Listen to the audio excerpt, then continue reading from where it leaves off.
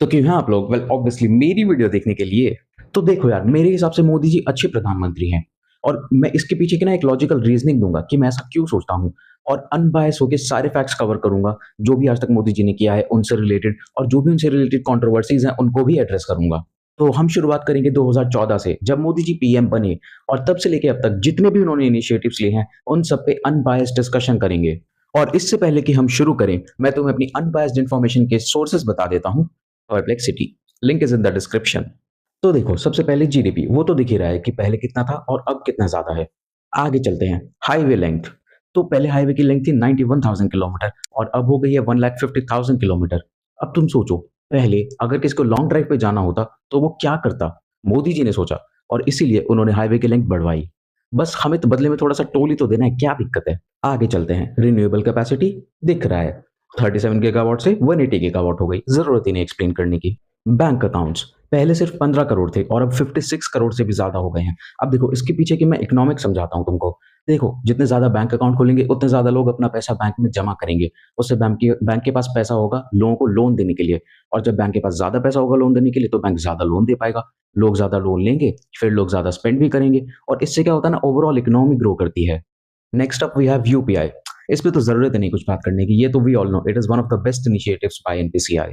20 billion monthly transaction होते हैं UPI से। और अब तुम सोचो, यही अगर कोई प्राइवेट कंपनी होती तो वो तो हमारा सारा डेटा अपने पास रख के पता नहीं क्या क्या कर देती। इसीलिए हमारा सारा डेटा सरकार अपने पास रखती है safe. And last but not the least, toilets.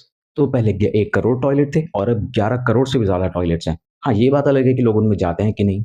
इसके अलावा प्रधानमंत्री उज्ज्वला योजना गवर्नमेंट स्कीम, जिसमें सरकार लड़कियों को फ्री एलपीजी कनेक्शन देती है, जिससे कि वो फायरवुड से हटके क्लीन कुकिंग गैस पे स्विच कर लें। अब इसमें भी मोदी जी को कुछ लोग मिसोजिनिस्ट कहेंगे कि देखो, लड़कियों के लिए स्कीम भी निकाली तो खाना बनाने से रिलेटेड। कुछ सेक्सिस्ट कहेंगे कि देखो, लड़कों के लिए फ्री एलपीजी अवेलेबल नहीं कराया।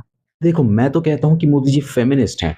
उन्होंने लड़कियों के वेलफेयर के लिए ये स्कीम निकाली, तभी तो उन्होंने 2000 का नोट भी पिंक कलर का निकाला और ऑटोज भी पिंक कलर के। अब इस पे भी कोई बोलेगा कि देखो, मोदी जी को तो पिंक पसंद है। अब बात करते हैं जीएसटी पे। तो देखो, जीएसटी से पहले बहुत तरह के टैक्सेस होते थे, जैसे sales tax, service tax, VAT tax. लेकिन जीएसटी ने इन सब को रिप्लेस करके टैक्सेस को सिंप्लीफाई कर दिया। अब मैं इसको एक एग्जांपल से समझाता हूँ। तो मान लो कि एक गरीब ने कोलगेट का टूथपेस्ट खरीदा और ऐसे ही एक मिडिल क्लास और एक अमीर ने भी खरीदा। तो तुम जीएसटी की ब्यूटी देखो यार, तीनों को ही 5% जीएसटी पे करना होगा टूथपेस्ट पे। देखा, मोदी जी ने इक्वालिटी का भी ध्यान रखा है। इसके अलावा मोदी जी को अनएम्प्लॉयमेंट के लिए कोसा जाता है। अरे भाई, वो तो सारी एआई की गलती है ना। और इससे याद आया, काफी लोग मोदी जी का मजाक उड़ाते हैं कि मोदी जी तो एआई को आई बोलते हैं। अरे, वो तो मोदी जी की क्रिएटिविटी है भाई, कि वो एआई को आई से ऐसे रिलेट कर देते हैं। और एक बात और, काफी लोगों को लगता है कि मुस्लिम है तो मोदी जी को सपोर्ट नहीं करेगा, क्योंकि ऐसा परसेप्शन बना हुआ है कि मोदी जी को मुस्लिम्स पसंद नहीं करते। पर देखो, मैं तो मुस्लिम हूँ, मैं तो पसंद करता हूँ। और मेरे हिसाब से ना, ये वो मुस्लिम्स हैं जो पढ़े लिखे नहीं हैं, जो एजुकेटेड नहीं है, क्योंकि मोदी जी के जितने भी मास्टर स्ट्रोक्स हैं उनको समझने के लिए एजुकेटेड होना जरूरी है। और जाते जाते मैं ईसीआई से एक गुजारिश करना चाहूंगा कि ईवीएम से नोटा का ऑप्शन हटा दो, क्योंकि आएंगे तो मोदी जी ही। And yup, that's it. I will see you guys in the next one.